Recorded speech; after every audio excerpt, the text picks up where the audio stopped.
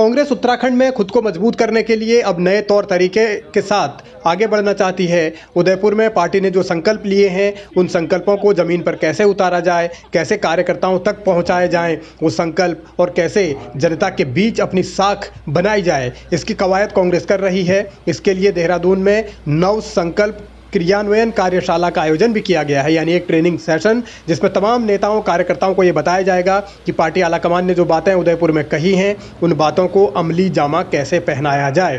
कांग्रेस नए संकल्पों को आगे बढ़ाने की बात तो कर रही है, लेकिन समस्या ये है कि उसके पुराने झगड़े खत्म नहीं हो रहे। पार्टी के बीच तमाम तरीके की चुनौतियां हैं, जिन चुनौतियों का सामना इस ट्रेनिंग सेशन की शुरुआती दौर में भी करना पड़ा। पार्टी अपने अपने तरीके से दावे भले ही कर रही हो, लेकिन हकीकत यही है कि कांग्रेस की जो चुनौतियां हैं वो अभी भी कायम हैं, और वो चुनौतियां बाहर वालों से ज़्यादा अंदर वालों से ज़्यादा हैं। यानी कि संकट पार्टी के भीतर ही है और उस संकट का समाधान पार्टी तलाश नहीं पा रही। यही वजह है कि चुनाव 2017 भी हारी, 22 भी हारी, आगे क्या होगा उसके लिए अभी फिलहाल दावे ही किए जा रहे हैं। झूठ बेचने का काम करते हैं। इस मंथन शिविर के द्वारा हम कांग्रेस के साथियों को जगाएंगे, और ताकि वो पूरे समाज को उस सपने से बाहर ला सकें जो झूठे सपने बीजेपी ने दिखाए हैं। लगातार भ्रष्टाचार बढ़ रहा है, खनन आप देख लीजिए, मैं 2 महीने से लगातार उत्तराखंड के भ्रमण में हूँ। गढ़वाल मैंने करा है, कुमाऊँ किया है, कोई नदी ऐसी बची नहीं है जिसमें अवैध खनन नहीं हो रहा। पोकलैंड्स लगी हुई, जेसीबीज लगी हुई, हज़ारों की संख्या में ट्रक खड़े हुए दिखाई देते हैं, और इन सभी चीज़ों की तरफ हम जनता का ध्यान आकर्षित करेंगे।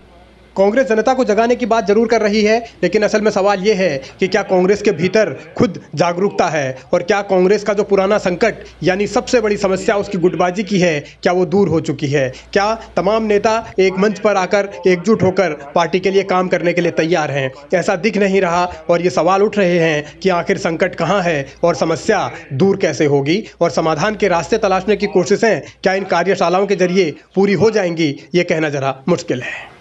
कांग्रेस ने उदयपुर में नारा दिया 2 अक्टूबर से पूरे देश में भारत जोड़ो यात्रा शुरू होगी। भ्रष्ट सब कांग्रेस कार्यकर्ता नफरत, घृणा, हिंसा के खिलाफ इस देश को एकजुट करने के इस संकल्प अभियान को हम आज यहाँ पर बैठकर कैसे धरातल में उत्तराखंड में लाएंगे, उसके लिए तमाम सब कांग्रेस करता एकजुट होकर आगे की रणनीति बनाएंगे।